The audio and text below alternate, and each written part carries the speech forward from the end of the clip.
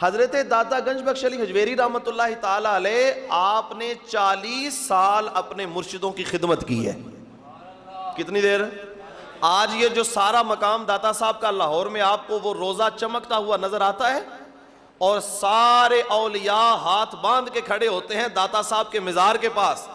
بلکہ اس سے اگلی بات اگر آپ کو بتاؤں تو شہنشاہ ولایت حضرت شیخ عبد القادر جیلانی رحمۃ اللہ تعالی علیہ، حضرت غوث اعظم، آپ فرمایا کرتے تھے اگر میں داتا صاحب کے ظاہری زمانے میں ہوتا تو میں داتا صاحب کے ہاتھ پہ بیعت کر کے ان کا مرید بن جاتا۔ یہ داتا صاحب کا مقام ہے طریقت میں، اور جو ہے معرفت میں وہ مقام تھا کہ حضرت غوث اعظم فرماتے ہیں، اور غوث اعظم وہ ہیں جو فرمایا کرتے تھے قدمی علی رقبۃ کل ولی اللہ، لوگوں ہر ولی کی گردن پر میرا قدم ہے، جب تک کسی ولی کی گردن پہ غوث اعظم کا قدم نہ آئے وہ ولی بن سکتا۔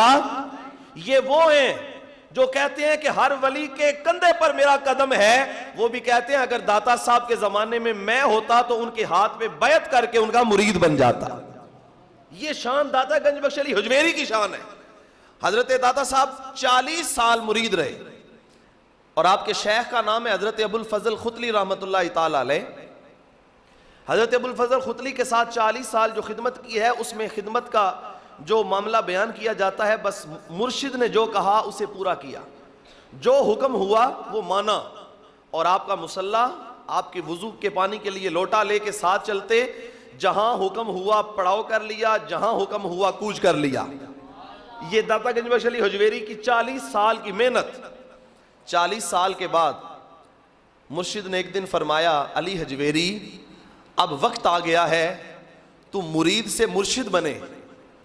خدمت کر لی، مرشدوں کو راضی کر لیا۔ جو لوگ مرشدوں کو راضی کر لیتے ہیں اور مرشد بھی ہوں کامل، مرشد بھی ہوں معرفت والے، پھر مرید خالی نہیں رہتے۔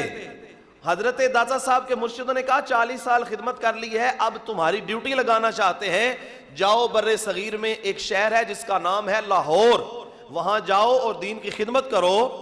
حضرت داتا صاحب کہتے ہیں میں مرشدوں کے حکم کے مطابق سفر کرتا ہوا جب یہاں پہنچا تو عصر کے بعد کا وقت تھا، مغرب بالکل قریب تھی، اور دروازہ بند کرنے والا دروازہ بند کر رہا تھا، تو میں نے اسے کہا کہ میں بڑی دور سے خراسان سے سفر کر کے آیا ہوں، یہ خراسان افغانستان کا علاقہ ہے۔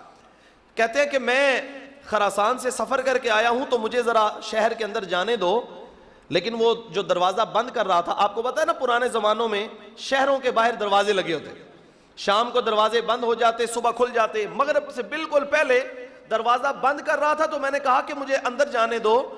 اس نے کہا کہ نہیں، وقت ہو گیا ہے، جو اندر ہیں وہ اندر رہیں گے، جو باہر ہیں وہ باہر رہیں گے۔ داتا صاحب فرماتے ہیں کہ میں نے وہ ساری رات لاہور کے شہر کے دروازے کے بالکل باہر بیٹھ کے گزاری۔ جانتا نہیں تھا نا یہ کون ہے، پتہ نہیں تھا نا اس چوکیدار کو یہ ہے کون، اور منع کر رہا تھا علی بن عثمان داتا حجویری کو۔ اسے یہ نہیں پتا تھا کہ یہ کوئی عام شخص نہیں ہے، یہ تو لاہور کا شہنشاہ آ رہا ہے، یہ بادشاہ ہے، اور اس طرح کا بادشاہ۔ بلکہ اقبال نے کہا سید حجویر مخدوم امم اور مرکد او پیر سنجر راہ حرم، خاک پنجاب، لاہور نہیں صرف، خاک پنجاب ازدم او زندہ گشت۔ اقبال کہتا ہے یہ پنجاب کی دھرتی جو کلمے کی خوشبو سے مہک رہی ہے، تو یہ داتا گنج بخش علی حجویری کے قدموں کا صدقہ مہک رہی ہے۔